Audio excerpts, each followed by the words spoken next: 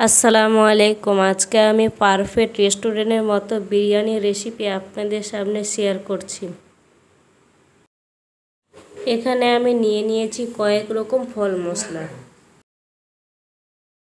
প্রথমে আমি মাংস রান্না করার জন্য পেঁয়াজ ভেজে নিব আর দিয়ে দিচ্ছি তেজপাতা ও দারুচিনি।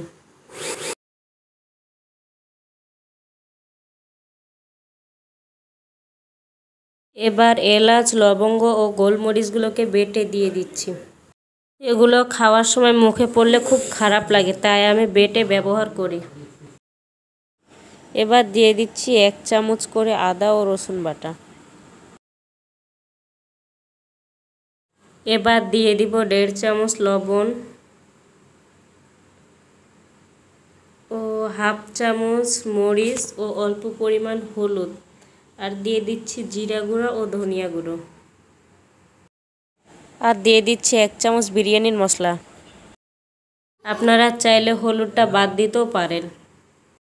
মশলাগুলোকে ভালোভাবে মিশিয়ে দিয়ে দিচ্ছি 500 গ্রামের মতো মাংসগুলোকে ছোট ছোট করে কেটে নিয়েছি।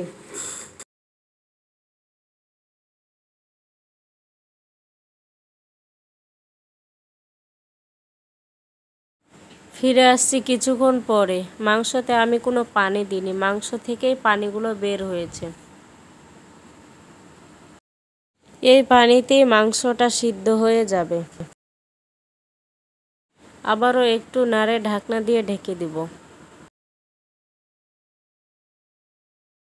মাংসটা পুরোপুরি রান্না করা হয়ে গিয়েছে।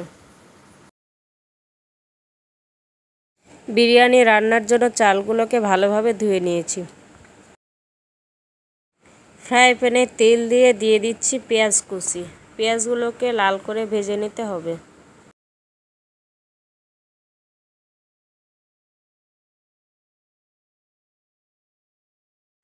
পেঁয়াজগুলো লাল হয়ে গিয়েছে, দিয়ে দিচ্ছি ধুয়ে রাখা চালগুলোকে।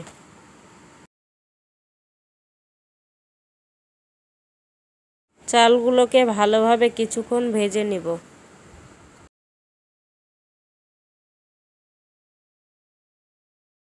চালগুলো ভাজার ওপরে নির্ভরশীল করে বিরিয়ানিগুলো কতটা ঝরঝরে হবে, তাই ভালোভাবে চালগুলোকে ভেজে নিতে হবে। এখানে আমি 1 গিলাস চালের জন্য দিয়ে দিচ্ছি 2 গিলাস পানি। পানিটা অবশ্যই গরম পানি দিতে হবে।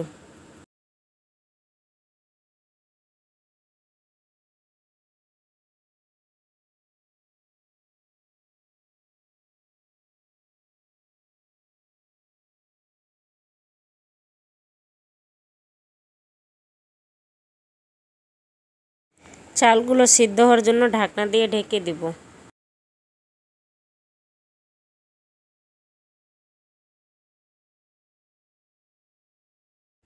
একবার ঢাকনা তুলে চালটাকে ভালোভাবে নেড়ে দিচ্ছি।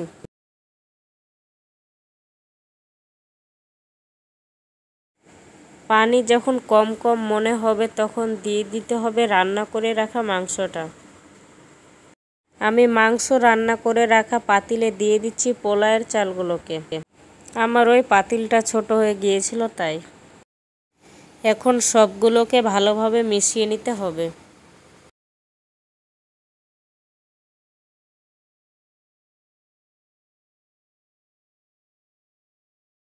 এবার চালগুলো পুরোপুরি সিদ্ধ হওয়ার জন্য ঢাকনা দিয়ে ঢেকে দিচ্ছি। আর দিয়ে দিব ওপর থেকে কয়েকটা কাঁচামরিচ। লবণটা একটু কম হয়েছে তাই দিয়ে দিচ্ছি। আবারও ভালোভাবে মিশিয়ে নিব।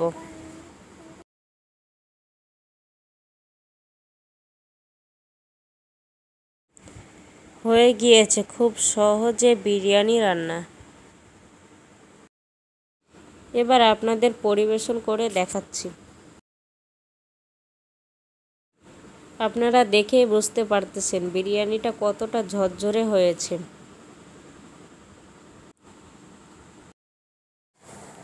নিয়ে নিচ্ছি 2 পিস শসা, টমেটো, লেবু ও 1 চামচ আচার।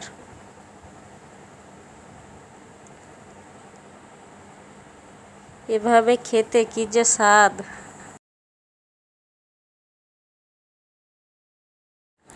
মাংসটাও অনেক সুন্দরভাবে সিদ্ধ হয়েছে। ভিডিওটি ভালো লাগলে লাইক ও শেয়ার করে দিবেন। আল্লাহ হাফেজ।